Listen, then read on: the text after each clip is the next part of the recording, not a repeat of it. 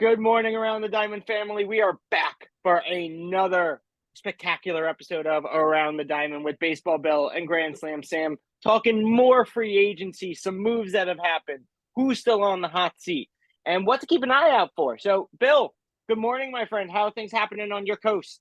Listen, everything's going good on this coast. I'm glad to be here. And we survived Thanksgiving, right? We did. Probably ate Oh, too boy. much, slept a little bit. All Yes. three Watch football the games weren't sport that that wasn't exciting. baseball. Watch the sport that wasn't baseball. Wasn't as Yeah. exciting. But I And think none of you the can games were attest exciting it. this week. Not really, but I think you and I can agree that if we're watching baseball this deep into November, we got a serious problem. Yep. Yep. we That's may be probably having true. to call Manfred and be like, "Yo, what's going on?" Yep. Exactly. so let's just jump right into this. There have been not many moves this past week, and I think it's because of the holiday. But these were the two biggest moves that happened this week. Bill, you want to kind of take us through 'em? Yeah, sure. So Carlos Santana's towards the end of his career. He signed about a $6 million deal with Pittsburgh. It shows that Pittsburgh's trying to bounce, up a little bit and trying to make some moves that they can afford, but make some efforts.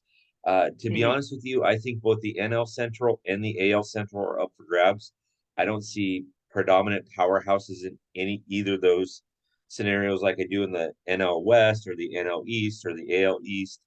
Um, and then the Rodriguez move from the Mets to Boston. That's a good move for Boston. They really need to bulk up their bullpen. So that Mm-hmm. helps them. And they got him for steal. The deal is like 2.1 or something like that. So it's nothing fantastic. But to your point, Sammy, I think in the scenario of not a lot of moves. Now the winter meetings are from the 4th to the 7th out here in San Diego. So by the end of the month of December, most of your hot players will have already signed because they're going to want to get with the trainers for those teams. They're going to want to get with the people for those teams, the coaching staffs and things like that, and meet some of their new teammates, whatever. So we're going to have a lot Yep. to talk about next week and the week after for sure. Oh yeah. I definitely think, like you said, with the winter meetings coming up, a lot of transactions will be done that week. Yeah, You're already even hearing about it in the rumor mill when if you're reading, Fanside, MLB.com, Bleacher Report. You're seeing a lot of these guys saying, "Just wait, oh, just you wait." So it'll be very interesting as we get even even as next week happens and we get closer day by day. What happens because it could be all over the place. Now, we've got a couple of things in the rumor mill right now, a couple of things in the hopper that are coming up. So, just to kind of touch on some of these, right now, Xander was with with Boston. Obviously, Boston still wants to retain him, but they want to obviously get a better value for him. But, Philly, San Diego, LA, the Dodgers are still looking at him. The Dodgers are going to be are going to be looking at a lot of different positions, especially right now with shortstop. I know you guys are heavily looking at shortstop because we don't know what's happening with Trey Turner yet. Also third baseman right now because Turner was released and they're still trying to fix that up. Um, and then I think the biggest free agent right now that everyone's got his eyes on is Aaron Judge. I mean, he had great meetings with the Giants this week, and yes, I may be a little biased, a but little. little bit.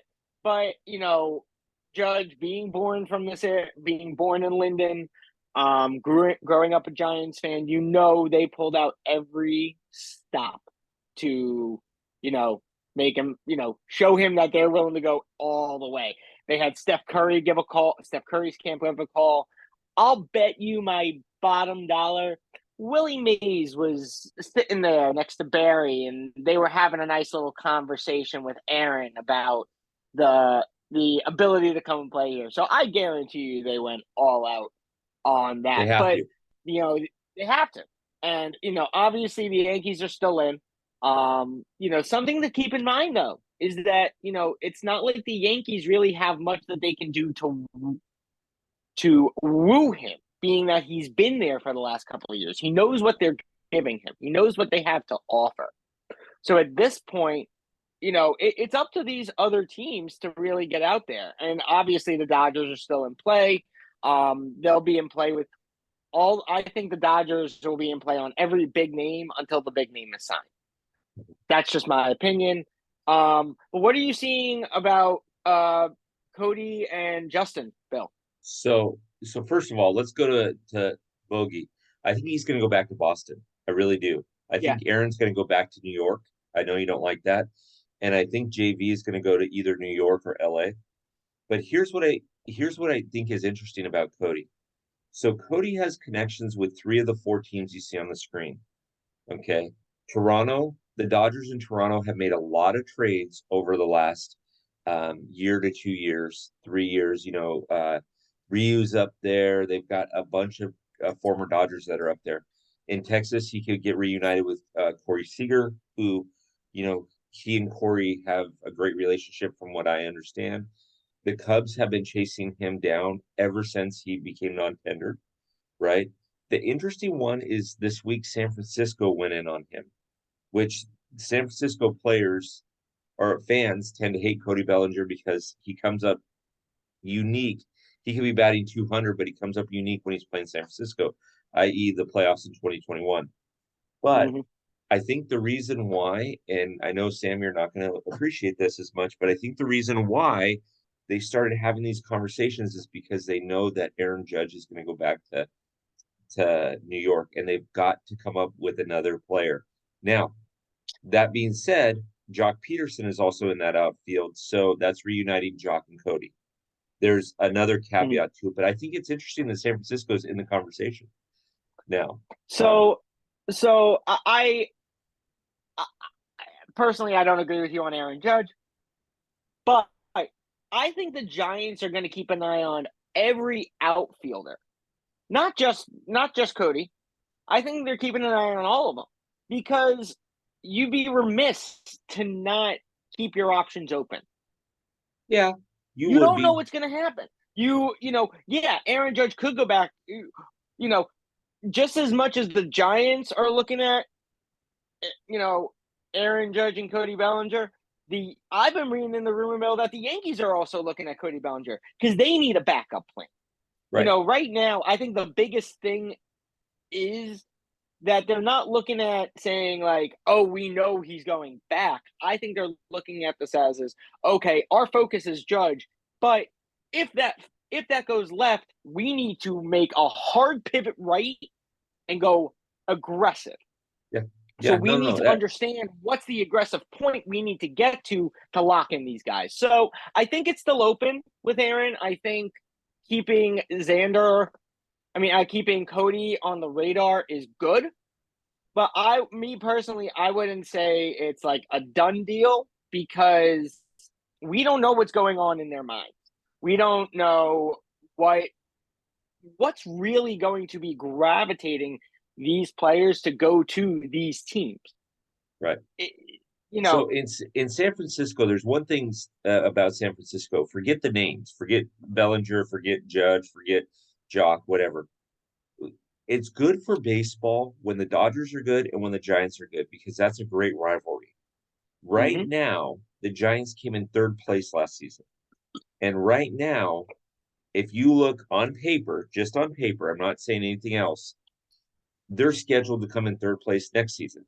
They've got to make some moves. They've got to make some moves, like quick moves.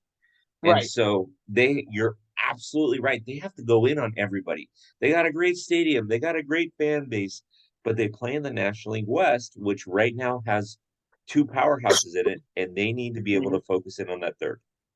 Right? 100%. I couldn't agree with you more. When the Giants it's like it is with the AL. When the Yankees and the Red Sox are good, the AL is great. When the Giants and the Dodgers are good, the NL is great. And then you have these other teams with their little rivalries that are good. But when you have the 2 biggest rivalries in baseball be competitive from game 1 to game 162, you're gonna get it's going to be a great season. And obviously we're not just saying this to be biased as Giants and Dodgers fans. We're saying this as baseball fans. When these four teams are all good, it's almost like everyone's play is elevated. Yep. Yep. So But I Love also it. agree with you that the Giants need to be on the radar for everyone. And I think, I think it's also similar in the Dodgers situation with certain positions like shortstop. The Dodgers are going to be all over every shortstop until they get someone signed. And if they can't get Turner, they have to understand what's the next pivot they have to make to The get the Dodgers next also best have guy. a huge farm system of guys that are ready to come up. And Gavin Yeah. Lux is a natural shortstop. He's not a natural second baseman. So you can give him an everyday start. He hit almost 300 this season. Not that he replaces Trey Turner, but again, you can move him to shortstop at third base. Mm-hmm. We'll talk about JT in a second when we get to the next slide. Yeah. But at third base, you got Miguel Vargas, young kid who Mm-hmm. made the playoff roster this year. Only young Yep. kid that made the playoff roster. He's phenomenal. He's a great talent, but he hasn't been proven for a whole 162 games yet. So the Mm-hmm. Dodgers need to go in all in on certain players that they can get that are proven for 162 games that have done it for a number of seasons. But they don't need to throw away the farm either because they've got a ton of talent down in the farm system that if they don't sign some of the big name players, they're still going to be very competitive. I mean, because Oh, 100%. don't forget, you got Mookie Betts, you got Trey, or you got Freddie Freeman over there, right? You've got plenty. Will Smith, you got plenty of talent in that lineup. Gavin Lux. So, anyways, Oh, enough of the rumor 100%. mill. Yeah, enough with the rumor mill. We could talk about the rumor We mill can all do day. this all day long. So this is interesting because these are the top 10 current free agents out there. This is not just this is based off their market value as well as just in general what their positions are. What's so funny? Sam, hold on. Top Fan Rivalry followers, if you're watching this, I'm already excited for Aaron Judge to come to the Giants. This is an absolute joke. It is not sponsored by Top Fan Rivalry. Every team on here is the team that they played for, and all of a sudden, Aaron Judge is a San Francisco Giant. I want you guys to watch this. I'm predicting the future. I want you guys to watch this, and when he resigns with the Yankees, I will give you contact information for Sam, and I want you guys to blow him up. Blow him up. Well, if he signs with the Dodgers, I'm going to give them your contact information, and you can all go to Bill and tell him he was wrong.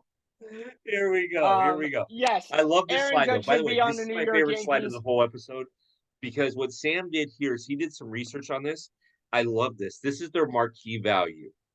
And so, Sam, go ahead and take it away on how you got this information. So yeah, this information is provided by StatTrack.com. They have their database is basically taking their statistics over the last couple of years, what their averages are, and what they're at, and obviously what their desire values at, and providing that value based off of their position and everything else that goes with all of that. So obviously there was a technical error. Aaron Judge was on the Yankees. He's not on the Giants. There's a typo. My favorite part of this morning. This was being rushed this morning, so I apologize, top fans. I was a little crusty-eyed this morning. I was up a little late. But no, you're what's good. interesting, what I find to be interesting about this is, there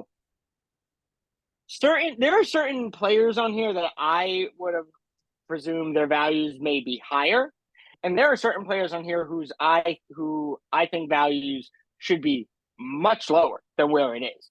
Some a little bit lower, but some much lower.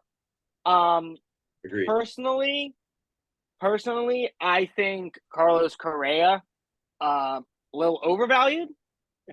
I think Brandon Belt somewhat not a little, but medium overvalued. I don't think he's worth 16.1 million.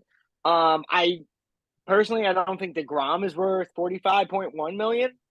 And I think Carlos Rendon was undervalued at 32.4 million. But I think overall the averages are pretty on point for most of these guys. I would say Bill, that. what do you think? I would What say do you that. think? I actually would say that. I'm not going to call guys out on overvalued or undervalued. The ones that you mentioned, I agree with. In Jacob deGrom's case, this is potentially based on age, his either second to last or his last contract, depending on if he can get a long-term deal or not. Remember, a lot of injuries there. A lot of injuries there. He's not 22 anymore, boys and girls. I tend to like JD Martinez. I like the way that he plays the game. I like the way that he brings the fans into the game. I also love JT. I also love Justin Turner. Now, there's something I think we need to talk about here, top fans, that hasn't been discussed enough. Okay. There's things called options, right? There's a player option, there's a club option. Just like when you invest in options in the real world, you're doing it to sweeten the pot, right? So players will have club options, or players will have player options, meaning at the end of the contract, they can choose to stay with the team for an X number of dollars. Simple. Or the team, if the team has a club option, they can continue to offer that club option to the individual. The Dodgers turned down Justin Turner's club option. He's due $16 million this year if he would have accepted that, if the Dodgers would have accepted that club option. Yep. Now, the And market value. and just real quick, to be in similar situation with that, Carlos Rendon had a player option that he declined, allowing him the opportunity to go out and be a free agent. So these are things to keep in mind. It's not just the club that overall determines that the player has a big value. And sorry, Bill. So going back to what I was saying in the middle of my sentence, the I apologize. Justin Turner's market value you see is $8.5 million. It would have been a steal for him to get it at 16 million. Okay. Carlos Rendon, I was going to mention that, but you nailed it perfectly. The other thing that's on here on this is you have to understand also that there's what they call non-tendering. There's been a lot of talk of how come Cody's a free agent, how come this person's a free agent, how come that person's a free agent. Well, a non-tender offer, the club has the ability to tender a specific offer, void arbitration, and a number of different things, or not.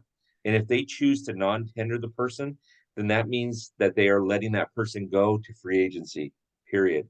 Now, in Cody Bellinger's case, if the Dodgers would not have made a non-tender offer and made him a free agent, they would have had to pay him $18.2 million this season. Cody Bellinger, guys, hit 210 last season. The season before, he hit 165. Okay. So your average there between the last two seasons is under the Mendoza line of 200. And yet you want to talk to me about giving him $18.2 million? That's a lot of money. Not a stone's throws chance in hell. No. Would you give him that much money? Trade. I think Cody is going to be somewhere in the range of 8 to 10 million. I think he's almost going to do a similar situation to what Jock did with the Giants last year.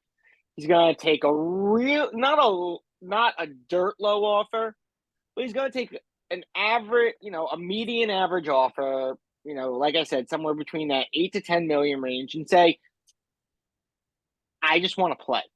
I want to play. I want to get back to where I was. I know I know I'm better than the player I've played the last 2 years. And, we talked about this actually on our live on Wednesday, with Mikey Bleeds Blue. Cody needs a fresh start. He, a lot of Dodger fans love him from a fan perspective. He was a homegrown boy. He came up through the system, had those couple of really stellar seasons. I think it was like, what was it, the 2018-19 like 2020, like 2017, really, 2018, 2019. yeah, really stellar, unbelievable player. MVP 1 year. MVP 1 year, great bat, um, phenomenal defender. In that 3 year stretch, and then something happened, and don't obviously because I don't follow the Dodgers as closely as Bill does. I don't know all the ins and outs as to what it was exactly that happened. But now the Dodger fans are like, "Oh, well, just bring him back." Well, think about it. You know what? You do it. What happens when you do the same thing over and over and over and over again? You get the same exact result. Yep. Yep. And Sam, you're actually dead on. I just read an article this last week about Cody that and I wish I could remember the author. It was on the MLB site. But I guess Cody is looking for he's looking for a 1 year deal Hmm. for bargain basement dollars, 8, 10, 12 million, because he wants to prove himself that he can do it. Now, the risk of that, okay, that's great. Thank you, Cody. That you are understanding and respecting the game a little bit there on that side. But the risk of that is what happens if you hit 210 this next season. You're right. Hmm. Then, so every at bat, you're not going up there thinking, how do I beat this pitcher? You're sitting there, my livelihood's on the line. My livelihood's on the line, Right. right? Because if you have back seasons where you barely hit over 200 and or under 200, your marquee value and your stock value is way down. And then you end up in Kansas City getting paid $20 million for 3 seasons. Yep.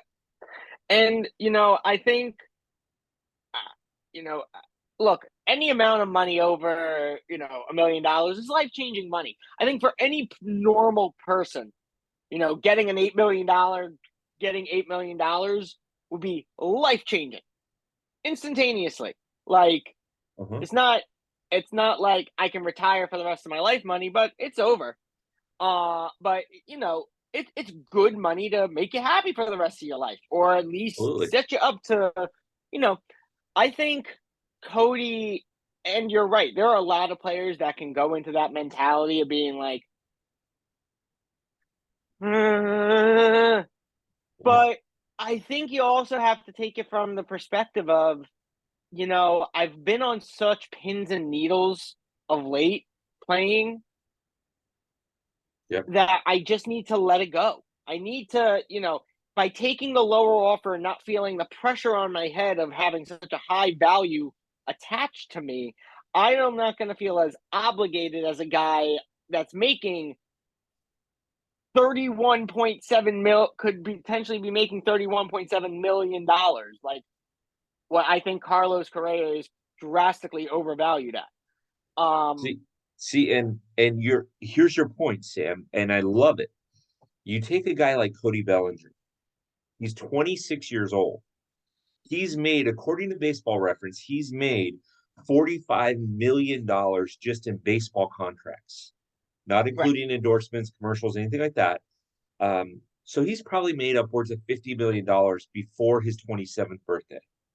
right. He could live completely fine the rest of his life if he does good with investments. If Retire, he put does, his feet up. yeah, and so if he plays another 10 years and over the next 10 years he makes another 150 million, he's fine. He doesn't have to be in that category, and that's the mentality of the baseball player. I've got to be the best. I've got to be the best because I got to get the $35 million a year contract. Mm-hmm. $35 million a year is $3,000 a month, basically, or $3 million a month. $3 million a month, Sam. Minus Yeah. taxes, you're taking home $2 million a month. 2 million. And that's not all, and that's not also including all the additional taxes you have to pay out based off of where you play. Right. Because Well, I'm assuming that's you're another paying about $1 million in taxes, overall. approximately, but that's something a lot of baseball fans that I've spoken to when it comes to these types of things don't realize. And top fans and around the Diamond fans, something to take into consideration. 81 of your games are are played in your home stadium, meaning you pay that state the tax for those 81 games. The other 81 games that you play, you have to pay the states the taxes for the time you played in those stadiums. So that also causes a lot of controversy with some players when it comes to signing, because you could be because well, the Giants, or while the Yankees, let's take the Yankees, the superstar, the Yankees, they play in one of the top 5 highest tax states in the country, New York. So 81 of your games, you have to pay the New York State tax. Then you play 21 games in Baltimore, in Maryland, who probably has one of the lowest tax brackets. Yeah. So you have to pay them for 21 games of tax, which could be a couple of thousand, maybe $50,000, where in New York, you could pay $300,000 for the same number of games. It's just it's something to take into consideration when these guys end up signing, because that weighs into it. Bryce That's Harper that. going and playing in Pennsylvania for 13 years, 81% of his games are taxed in PA rate, which is drastically lower than what he would have been paying if he came out to California and played for either the Dodgers or San Francisco. But that's the value of Oakland, San Francisco, the Angels, the Padres, and the Dodgers, right? Because remember, the schedules have changed.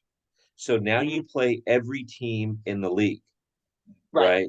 And so if you played for the Giants, you play 81 games in California, plus you're going to play at least 6 with the A's, plus you're going to play, if you're the Giants, you're going to play 13 with the Dodgers. So you're going to play in California there, right? You're going to play 13 with the Padres. So now you've got well over 100 games, about 115 games that you're playing in California, where you're only playing 50, give or take 50 games. And you don't have to worry about October if you're the Giants fan, because you're not there. So, Funny. so you don't have to worry about leaving the I state. can't wait in 5 years for you guys not to make it. 5 I'm going to years. drop that same line on you, and you're going to be like, Hey, where were you in the 90s? We sucked in the 90s. Where were you in the 90s and early 2000s? We were terrible. I was between the ages of 1 and 11. There you go. There you go. Where I didn't pay attention as in-depthly into baseball. Awesome. As I do now at the age of 30. There you go. Awesome. But looking at this, would you say more over than not, the majority, would you say, Bill, the majority of these market values are spot on, or would you say the majority of these market values are completely off base? No, I think that I wouldn't say that they're spot on, but I think that there's room for improvement on some of them.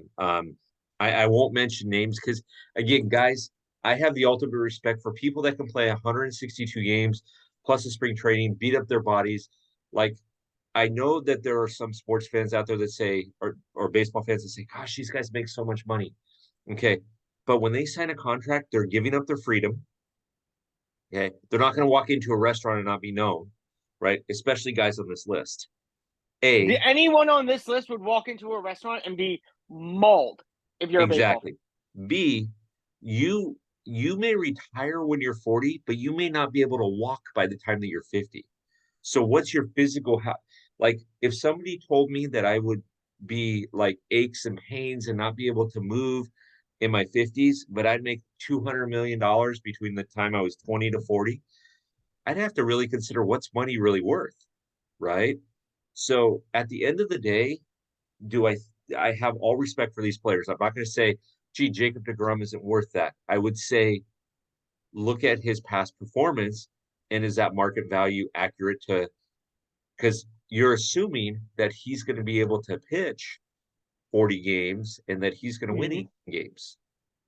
Right. So anyways, that's my thought. Personally, no, I agree. Like I think you hit that nail right on the head. There are guys that they're taking what they've done more recently and elongating that to be such a high market value, assuming that that's the value that's going to be carrying them for the next however many years. And a perfect example that I can think of, at least on my team, where that came into effect was Mark Melancon when we signed him as a relief pitcher out of Washington. Mark Melancon out of Washington was the hottest relief pitcher coming out that year. Everyone wanted Mark Melancon, and they paid him $15 million a year for 3 years, and the guy wasn't worth 5. Yeah.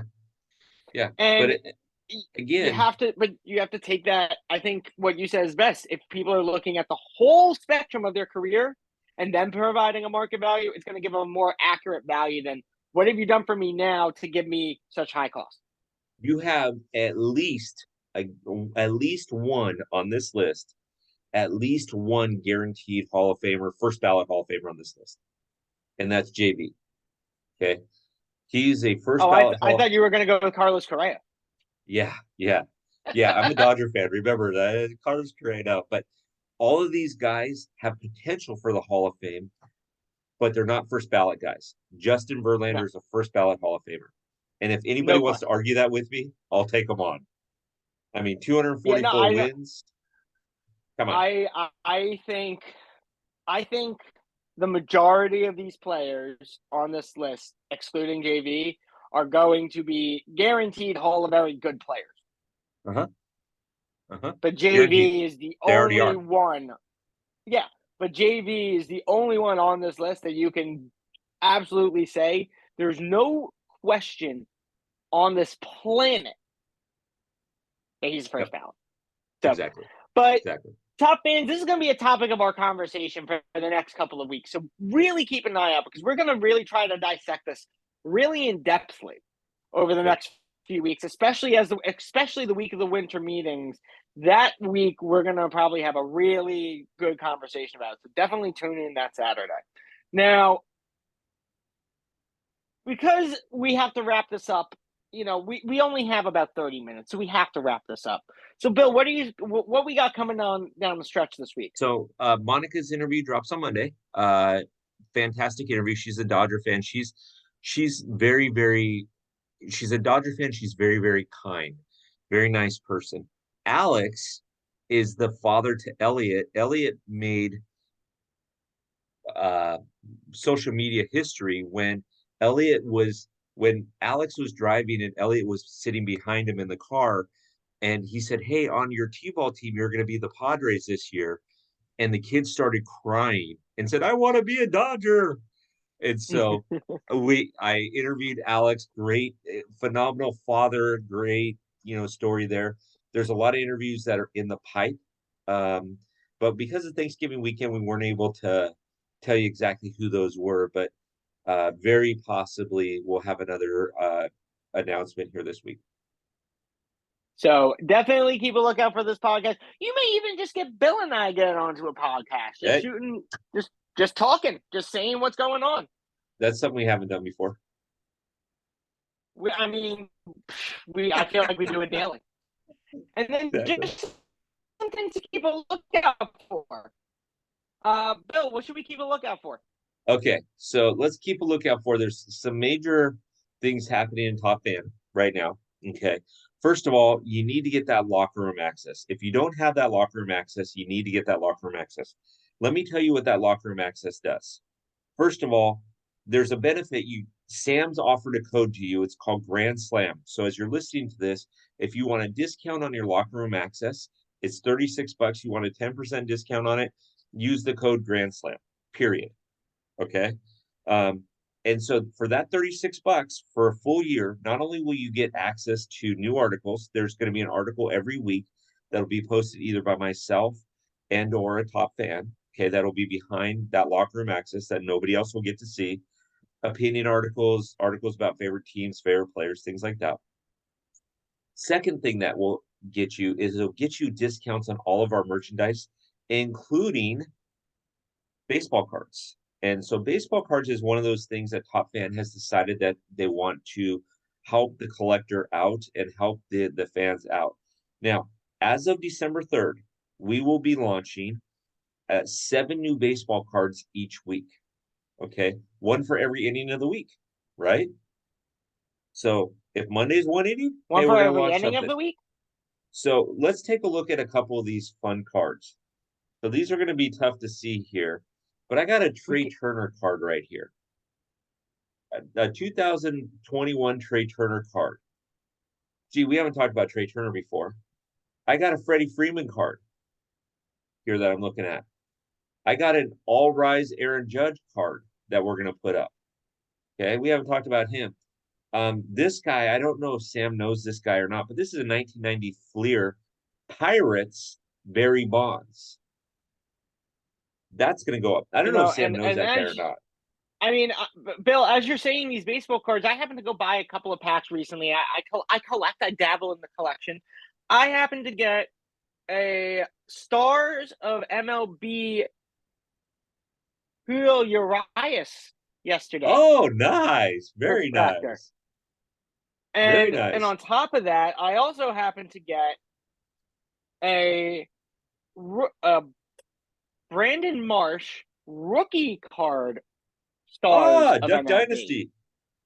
So, you may be lucky enough, top fans, to see these cards just, Well, you posted mentioned online. rookies. You mentioned rookies. Should we talk about rookies for 1 second? How about a King Griffey Jr. rookie? Ooh, Or how about that may have to go into auction. That may have to go to auction. I don't know. I don't know if the top fans can handle the cost of what that card's going to be on the website. Frank Thomas rookie? I don't know. So, anyways, top fans, we got locker room access. Please get your locker room access. Use the code Grand Slam. Okay, to get you 10% off. It basically breaks down. If you're a baseball fan, if you're a true baseball purist, it basically breaks down to $3 a month. So, do you want to hear articles written by top fans? There was a great article that was published on the website this week on Not in the Locker Room about Jackie, who just turned 30. She wants to hit all 30 ballparks by the time she's 31 years old. Fantastic. But you're going to see articles there. You're going to see as a founders member, you're going to see all kinds of fun stuff. So just pay attention. There will be a lot going on. So, Sam, that's what Top Fans got going on. And we ain't even got started yet. We're just having fun. Exactly. And not to bring up baseball cards again, but I also happened to get on the 87 a George Kirby rookie card on the 87 throwback. Nice, nice, So, nice. I love Bill, it. I agree with you. We're just having fun right now. This is only going to get better. We want you guys to be a part of it. So definitely make sure you're keeping an eye out. Yep, yep. Bill puts a lot of time and passion into this, and I'm lucky enough to be able to work with him on doing this. So, Bill, I appreciate you allowing me into helping you Hey, make this happen. I appreciate you. For Top Fan Rivalry followers, every Saturday this drops. Every Saturday this is in the locker room. Go take a listen when you get a second because Sam puts a lot of effort into this too. If you're a baseball purist, you don't want to go anywhere but Top Fan Rivalry. If you are a baseball nostalgia person, you don't want to go anywhere but Top Fan Rivalry. If you want to just tell me that so and so needs to be traded, like the other day, I saw something that said that Bryce Harper should be traded to the Dodgers for Mookie Betts and Freddie Freeman straight up. If that's what you're looking for, Top Fan Rivalry isn't the right place for you. But if you love nostalgia and if you love the game and you're a purist, this is where we need to be. So, Sam, thanks for the efforts today. Let's do it again next And Saturday. always, I'm all about it, guys. We'll see you next Saturday. We'll catch you on the field.